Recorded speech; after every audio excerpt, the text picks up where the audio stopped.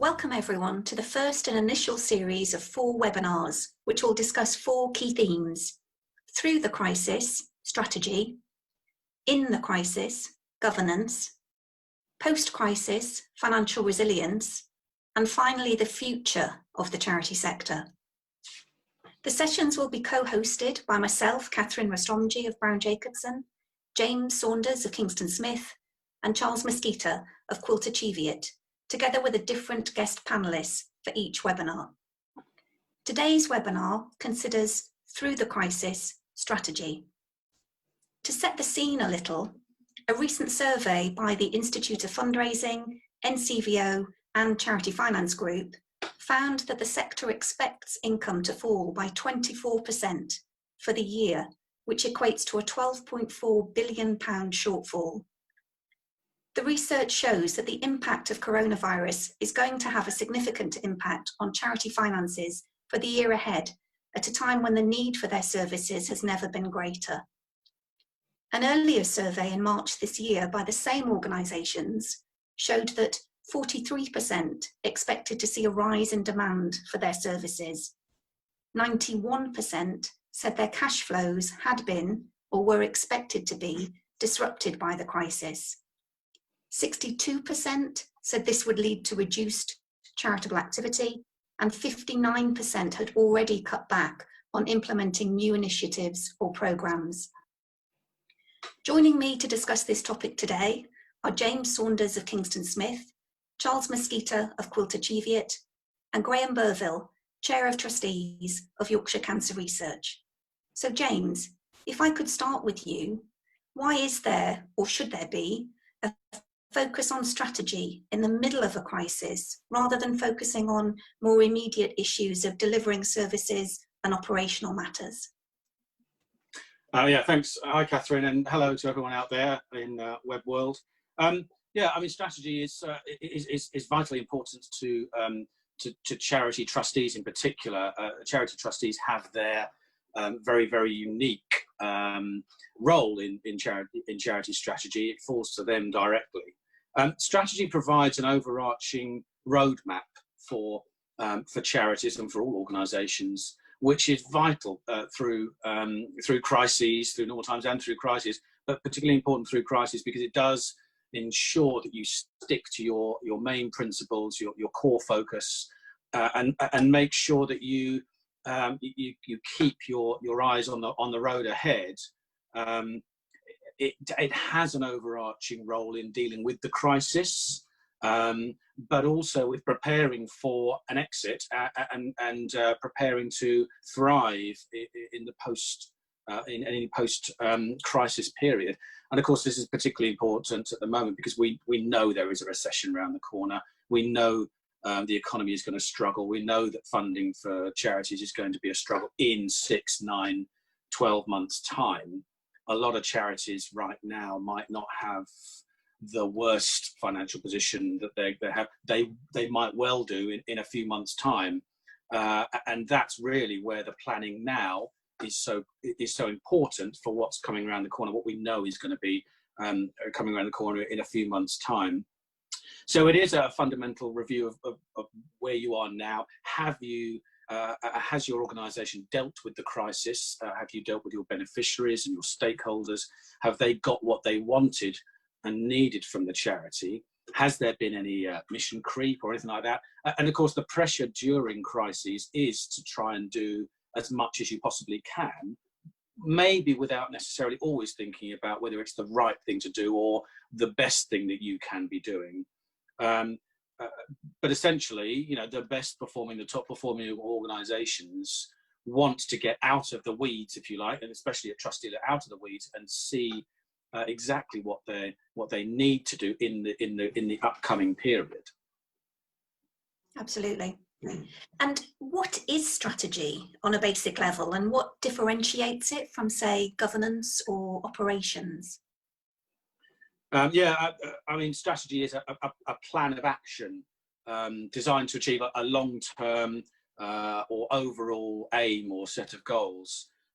It's sort of the core idea of what you want to do, what you need to make that happen, and how you're going to go about doing it at the very top level. and it spins down into the organisation's governance, the organisation's operations. It comes into finance. It comes into all the different HR, all those sort of areas. And it needs to encompass all your stakeholders' opinions in some way, which is a difficult balancing act because sometimes they will conflict. But you need to take account of your beneficiaries primarily, but also how your funders want you to act and want you to spend the money they give you. And these things are all very heavily linked. But strategy is the guiding principle to all those other elements that I've just mentioned. It sets the agenda, if you like, for the organisation over the course of a number of years, even perhaps the lifespan of a charity, if it has one particular purpose. The eradication of a particular illness, for example. Or the passing of a particular, some sort of minimum wage legislation is a classic from years gone by. Those sort of things, that sort of stuff.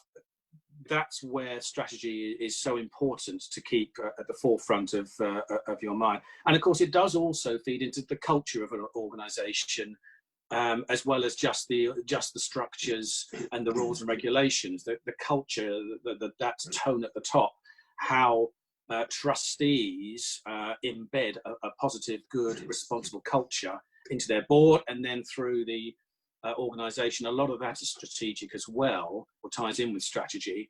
And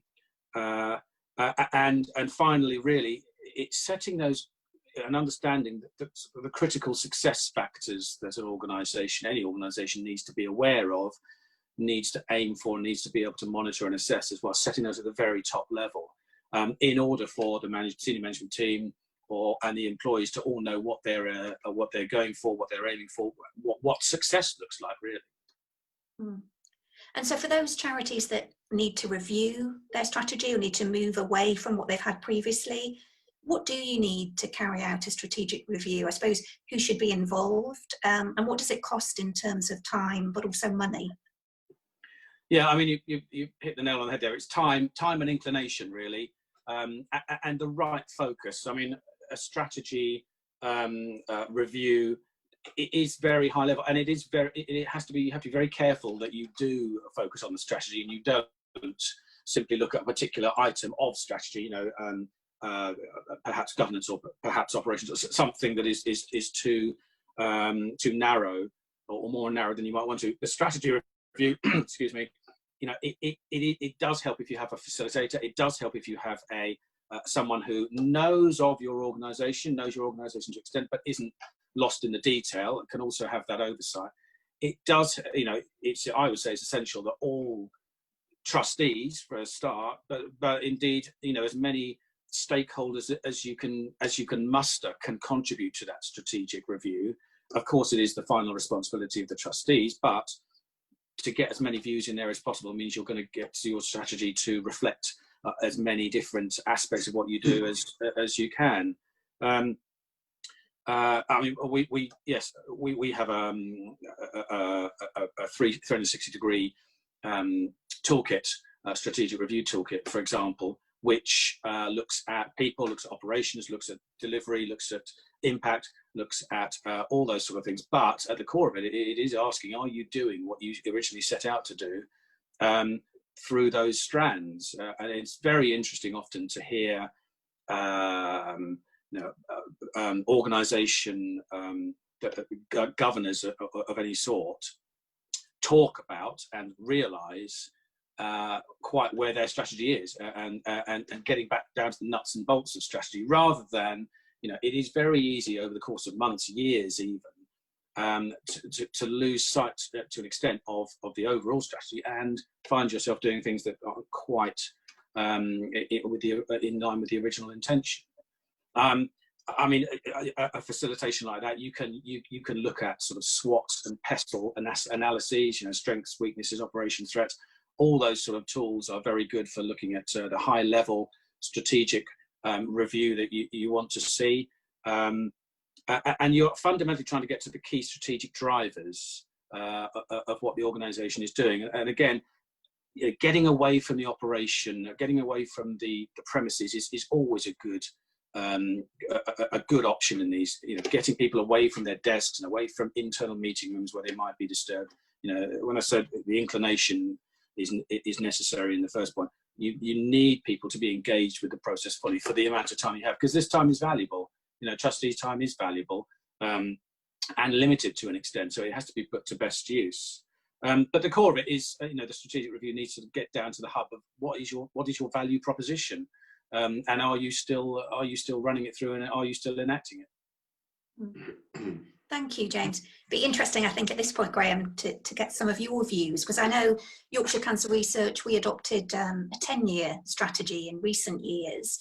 So what effect has the crisis had on that strategy, and has there been a need to review it? Yeah, it's perhaps worth giving a bit of context to the strategic review we undertook and what we're now focused on as a charity, Catherine, and that will help to answer your question possibly. So in a few years leading up to 2015, we reviewed what Yorkshire Cancer Research was about. So historically, we'd focused primarily on early stage drug research, like many other medical charities. And we had a strategic review. I mean, I was interested in James's comments. We involved all of the stakeholders that James mentioned, and we felt it was particularly important to hear the views of donors and beneficiaries.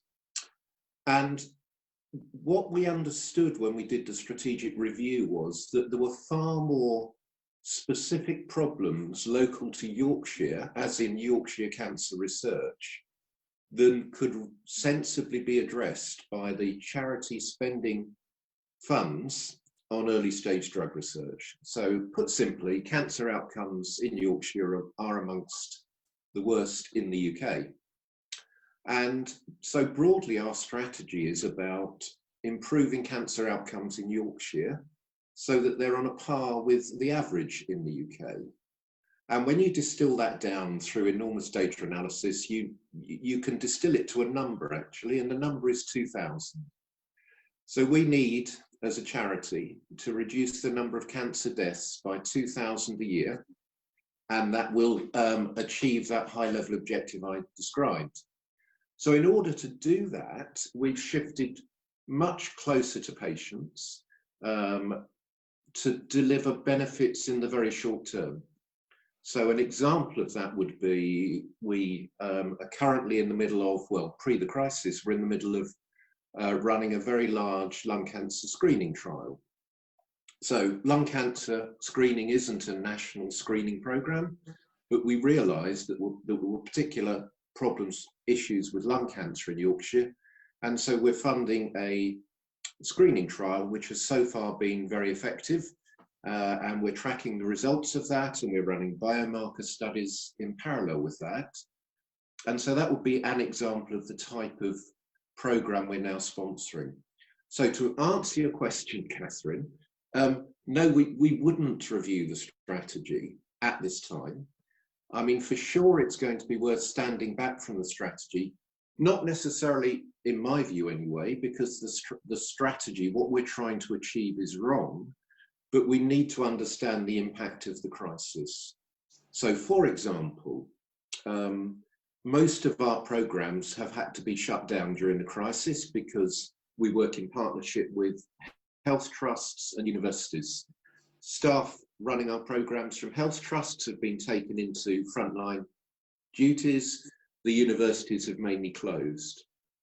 So when things start again, I'm sure there will be a different landscape for us, and we will need to understand that. And it may be, for example, that there are other ways in which we can deploy funds which yield a better benefit. So you'll have read about the fact that a number of national cancer screening programs have been paused during the crisis. There are various figures suggesting that maybe we're going to end up with perhaps a 2-year backlog. And cancer screening is a very well-known way of reducing the impact of cancer. So I can't see our overall objective changing, Catherine. But yes, we will need to understand the new landscape, both in terms of the cancer problems in Yorkshire and the impact the crisis has had on the partners that we've been working with. Thank you, Graham. It's really interesting to hear that in context, I think, and looking at the points James had already raised and how we address strategy. And one of the points James also raised was about culture and strategy. And so, Charles, I'm just wondering, is culture as important or more important perhaps than strategy in the charity sector? Yeah, just before I answer that, I wholeheartedly agree with Graham. I think that it's all about evolution and adapting to circumstances, not revolution, which I think is a key element. I think a lot of people look at strategy and think, oh, must do it there, and then you set it until it comes to completion, then got to set it again. Going back to your question about culture, the simple answer is yes. You know, if you don't have, if you haven't got the one, you know, you won't have the other. I mean, strategy to me is all about the sort of the vision encompassing, or should be encompassing, the values of the organization, and what you're aiming to achieve and why. And values to me are sort of, it needs to be part of an organization's DNA. I have to say, when I first, well, actually wasn't when I first started being a trustee, but probably about 5 or 10 years ago, you know, my assumption was that my values were the same as everybody else that I met on a board of trustees, and of course I suppose one of those moments where you had Olive Cook and the fundraising scandal, and you go back, and I think about Browne Cancer Research, where, you know, all of our funding comes from fundraising and from the generosity of the public. And as a trustee, I'd never really questioned the way that, or scrutinized the way that we go about fundraising, other than obviously what we've heard in the board meetings. And we'd never really looked at the companies that we were using to help us to do the fundraising. We weren't using that many, and how the individuals in those companies were being remunerated. Now, I have to say, after we did an audit of this, it came back and everything was absolutely fine.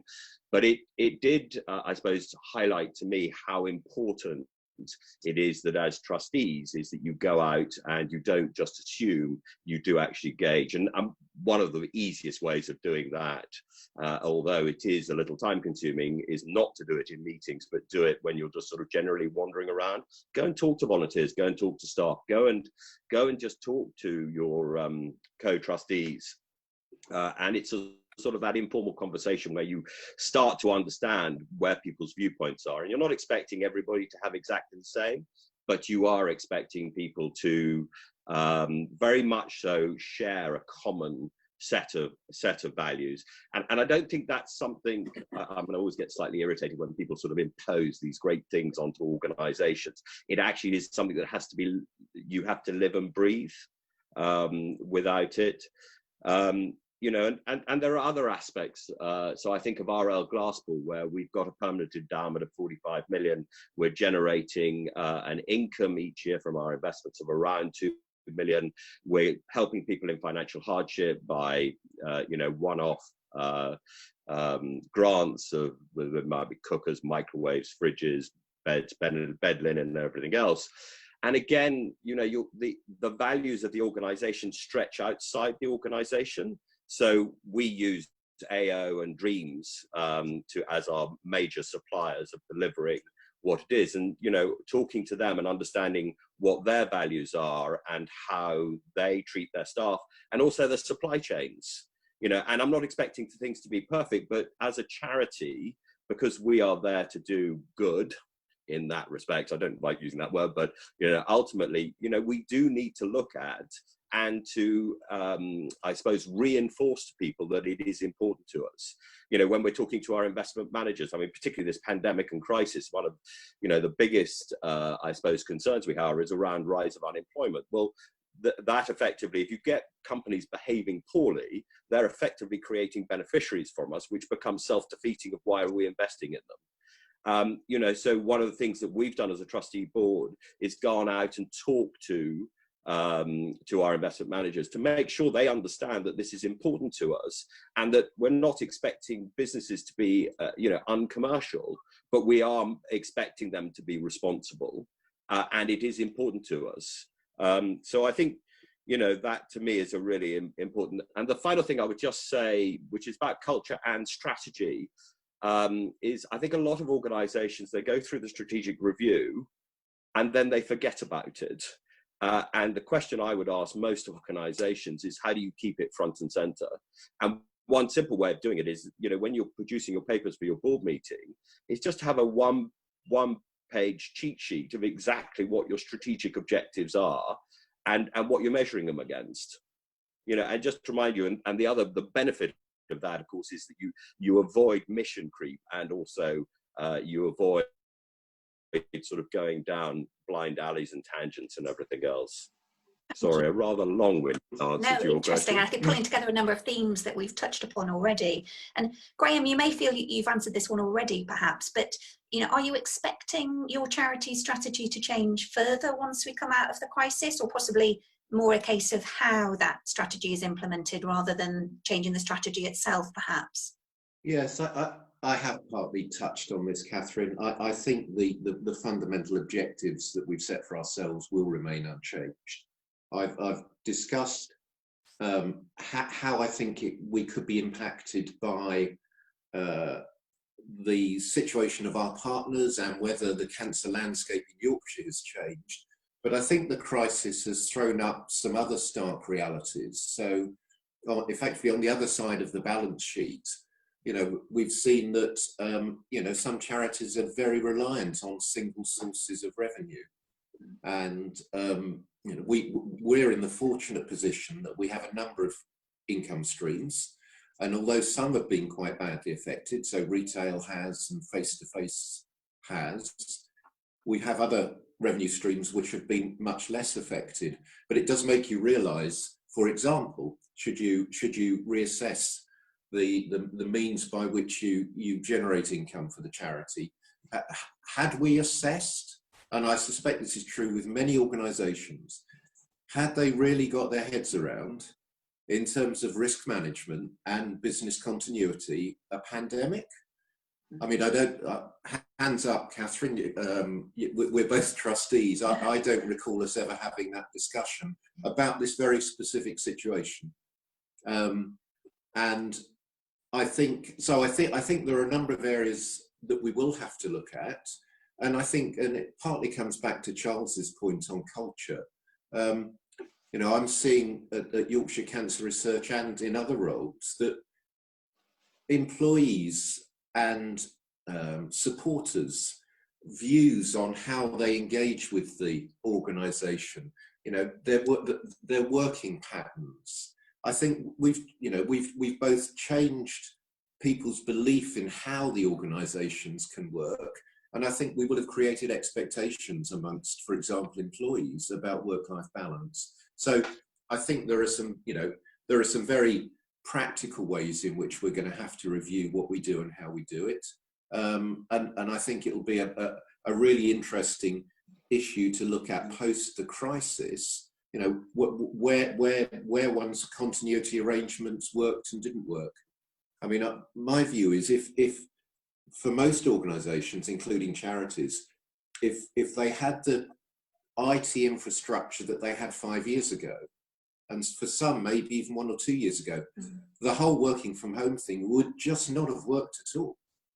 I think the timing, if the timing of the crisis could ever be called good, you know, it's amazing how many firms had invested in IT infrastructure that enabled them to seamlessly move people from an office to their house with soft phones and everything else and just carry on.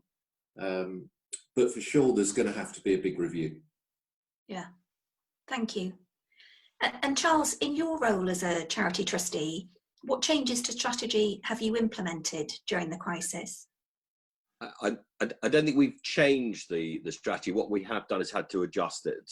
I mean, the medical research charity, Browne Cancer, we're actually going through a merger at the moment, and I absolutely the same as Yorkshire Cancer Research, I suspect. I mean, we did have multi-income streams, but across only fundraising, and we've seen that fall off a cliff.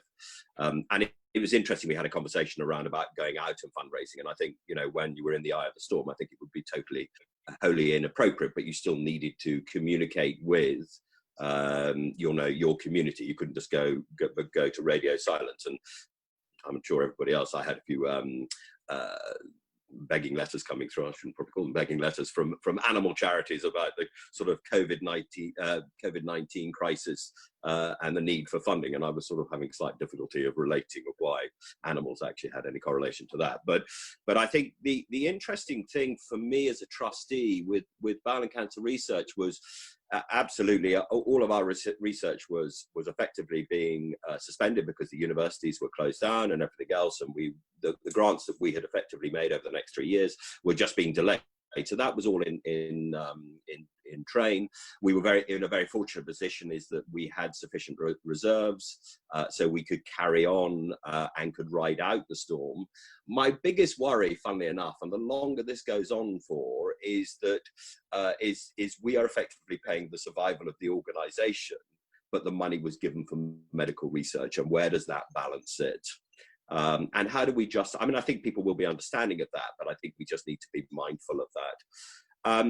Sort of with RL Glasspool, where, you know, we are sort of delivering grants, really the changes we had to be was just greater flexibility, and really trying to look at ways in which people who were applying for grants, it would be made easy for them, not made more difficult. And to me, one of the measures I look at is the successful hit rate of somebody putting in a grant. And, you know, I'm looking for 80–90%. One, because it lowers our costs in the respect of processing, but also means you've actually got it right. But it was also what were we actually able to deliver in the lockdown? And so that was second. And we had other challenges around, you know, the income from investment was likely to fall because companies were suspending or cancelling dividends. You know, we did some scenario testing of if our income fell by 15%, 30%, or 50%, what did that mean? And of course, our costs would ultimately remain the same. We did talk about dipping into reserves, and fortunately we did have some reserves which we were looking to spend down over the next 5 years. But again, doing something in a panic situation when everything is falling around you is completely the wrong decision. And we made the right decision of doing nothing, because again, we had this conversation around, were we here to deal with a crisis, or are we here for the long term of meeting the needs of our beneficiaries? And the other thing, I think, just to put into perspective, UK government spends about, according to Joseph Rowntree Foundation research, about 78 billion on effectively relief of poverty or helping people in financial hardship. So our 2 million is a really small drop in the ocean. And therefore, you know, what you're looking at is how can we make sure that we are having the maximum impact and doing it at a lower cost. So but I think what we are using this time period is to actually go back and reflect on how things might change going forward, but also how can we be doing things more efficiently? Can we be working in collaboration with other organisations? And in fact, that's one of the things that has come out of this, and it's being driven by a need, I suppose, in the respect that charities have been working much more in collaboration than they have historically. Now, I would hope going forward that might well be a trend, but I suspect we're going to have to work at it to make sure it happens. Thank you. And so finally, Graham first. What do you think are the lessons learnt from the crisis, either for Yorkshire Cancer Research individually as your charity, or for the charity sector as a whole? Yeah, I think I've probably touched on some of the Yorkshire Cancer Research specific issues. You know, but my greatest worry at the moment is the impact of the crisis on the health service and how that then affects our ability to deliver our charitable objectives. And I think it's too early to judge, but, you know, to take an extreme, if we're unable to get access to NHS resources to run a screening program, a lung cancer screening program, we're going to have to think very hard about how we can deliver that. You know, whether that means that we have to be prepared to become more involved in the clinical interface. So as opposed to paying a university and/or a hospital to undertake the screening work, I think we'll have to, if that looks like it's going to be impeded for a long time, I think we'll have to see if there are other ways in which we can do that, because partly touching on what Charles said, I can't see that the trustees could possibly be content or indeed live with themselves if we're faced with a situation where we can't deliver any public benefit for an extended period. So there's going to be some serious issues that we need to address. I suppose in terms of the wider charity sector, I'm concerned about the fact that there are so many charities who will have been impacted in terms of their income, and that will have affected their reserves. And you overlay the sort of economic environment that we're going into post-crisis in terms of unemployment, the impact of, I think, is it record government borrowing since 1946 or something? I mean, I'm not an economist, full stop, but I think the economic environment's going to be really tough. If there's more unemployment, if there's taxes will presumably go up at some stage. So I think the backdrop for raising funds is going to be pretty tough. And if you've got a weakened charity sector in terms of their reserves position, it comes back to Charles's point, really. I think all charities are going to have to think very hard about whether some form of collaboration with charities in a similar space enables them to get economies of scale, reduce costs, and improve delivery of their charitable purpose. Some really interesting points there, Graham. Thank you. And Charles, the same question to you. So either lessons learned from your charities that you're a trustee of, or for the charity sector as a whole? Yeah, I mean, I suppose there were three. The collaboration and partnership, I think, is absolutely key. And I've avoided using the word merger as well. I mean, we're going through a merger, and I think it's absolutely the right thing for our organisations. But mergers are expensive, they are difficult, and they're time-consuming, where I think collaboration and partnership is a much easier road to go down, which may lead to mergers of the things. But at the heart of that, it must be that the beneficiaries are the people that we are solely focused on and delivering a sort of better outcome. So, and actually delivering it, not using the words. The two other areas, I think, and following on from Graham's point, as the greatest worry, is, I suppose, the lack of understanding where the welfare state stops or the role of charities have, and also the importance of charities in the fabric of society. We know in 2019 the turnover of charities was something like 79 billion. If you put that into perspective, that's twice what we spend on defence and half what we spend on the NHS. So it's a really important part of what we do, and it touches everybody's lives. But I think there is a real lack of understanding. People just assume some things are charities and some things are the responsibility of the state. And I think some clarity around that, to me, would be, the most important things. And you've seen it in the way that government has responded to the funding of charities in the current crisis. It felt like the forgotten sector. You've got, I shouldn't really mention companies that have got, rebates on their,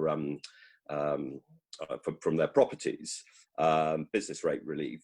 And a number of those companies was exactly the same as was effectively paid, or just a little less than was paid to the charity sector. So I really think that sort of thing, and the way that we, I suppose, communicate or message the impact and the importance of the sector, so that people actually understand that. And the other thing would be around digital transformation.